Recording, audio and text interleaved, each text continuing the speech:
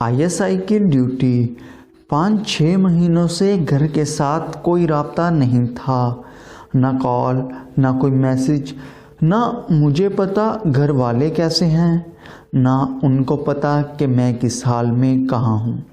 لیکن معاملہ چلتا رہا۔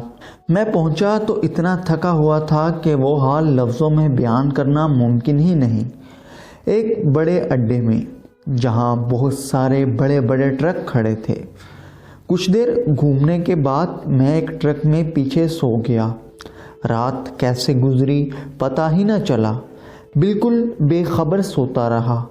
صبح جب ٹرک کا کنڈکٹر کسی کام کے لیے ٹرک میں پیچھے چڑھا اور مجھے دیکھا تو آ کر جگا دیا۔ میں اٹھ گیا، تھوڑی بات ہوئی۔ پہلے تو وہ میری حالت دیکھ کر مجھے چور سمجھا، لیکن جب میں نے کہا نہیں بھائی ڈر مت، میں کوئی چور نہیں، وہاں فلاں بندے کے ساتھ شاگرد ہوں، تب وہ بھی تھوڑا نارمل ہو گیا، ورنہ میں ٹوٹل جھوٹ بول رہا تھا۔ بس میں نے اپنی طرف سے نام لیا، وہ فلاں استاد کے ساتھ کام کرتا ہوں، لیکن رات کو لڑائی ہوئی تھی اس لیے یہاں سو گیا۔ خیر وہاں سے نکل کر میں سیدھا اپنے دفتر پہنچا۔ جب یونٹ کے بندوں نے مجھے صحیح سلامت دیکھا تو بہت خوش ہوئے اور پھر ہم اندر بیٹھ کے کافی گپ شپ بھی ہوئی۔ کچھ دیر کے لیے میں بھول گیا کہ اتنا عرصہ میں کہاں تھا، کیا کرتا رہا، کتنی مشکلات کا سامنا کرنا پڑا اور کن کن مراحل کو عبور کر کے میں واپس اپنی منزل تک پہنچا۔ جب میں نے اپنی ساری تفصیل اپنے سینئرز کو دے دی، وہاں سے مجھے شاباش بیٹے کے ساتھ ساتھ اور بھی بہت پیار ملا۔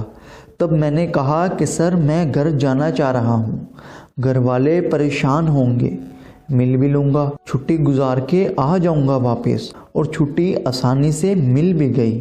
اپنا سامان باندھ کے بس ٹکٹ لی اور سوچا چلو گھر والوں کو سرپرائز دوں گا۔ بہت کچھ سوچتا رہا، والدہ اور والد اور بہن کے لیے چیزیں بھی خرید لیں۔ تقریباً آدھا سفر طے ہو چکا تھا۔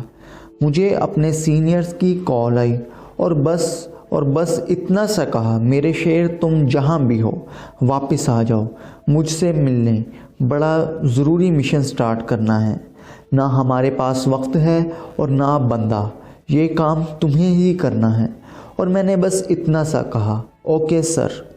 بس آگے جا کر رک گئی، لوگ کھانے میں مصروف ہو گئے۔ میں نے ایک بسکٹ اور چائے کا ایک کپ لے کر بیٹھ گیا، جیب سے موبائل نکالا اور والدہ کا نمبر ڈائل کیا۔ جب والدہ نے کال ریسیو کی تو ہیلو کے ساتھ ہی رونا شروع۔ بیٹا کدھر ہے تو، کیسا ہے تو، کہاں غائب رہا؟ اور میں تسلیاں دیتے رہا۔ باتیں کافی ہو گئیں۔ تب والدہ نے کہا بیٹا تیری بہن کی شادی کی تاریخ پکی ہو چکی ہے، تم ضرور آنا، کہ ابا اکیلے ہیں اور چھوٹا اپنی موج مستیوں میں رہتا ہے، کام کاج نہیں کرتا، تم آ جانا تاکہ ابو کا ہاتھ بٹا سکو، اور ایک ہی تو بہن ہے، اسے خود رخصت کرو۔ میں چپ چاپ سنتا رہا۔ والدہ کہتی کہ اتنی خاموشی کیوں، یا پھر کوئی جھوٹ بولنے کی تیاری کر رہے ہو؟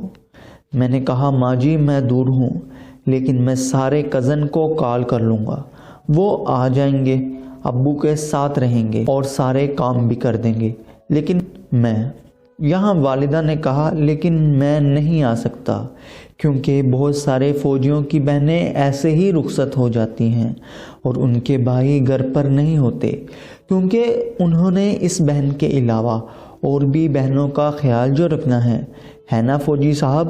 یہاں میں کچھ نہیں بول سکا، بس یہ خواہش ظاہر کر دی کہ کیا میں اپنی بہن سے بات کر سکتا ہوں۔ پیچھے سے بہن کی آواز آتی ہے کہ بات کرنی ہے تو گھر آ کر کرو، موبائل پر جھوٹی تسلیاں نہیں چاہیے۔ میں بھی چپ۔ اس وقت اگر میں یہی کہتا کہ میں گھر آ رہا تھا لیکن کسی کام کی وجہ سے واپس ہونا پڑا، تب بھی سب یہی کہتے کہ جھوٹ بول رہا ہے تو، اس لیے ایسا کوئی ذکر ہی نہیں کیا اور واپسی کا ٹکٹ لے کر واپس آ گیا اور وہاں سے اپنے دوسرے مشن کی تیاری شروع کر دی اور نکل پڑا۔ گھر والوں سے دوری، مشکلات کا سامنا، وطن سے محبت اور وطن کی رکھوالی، جوش و جذبے کے نہ تھکا اور نہ کوئی افسوس۔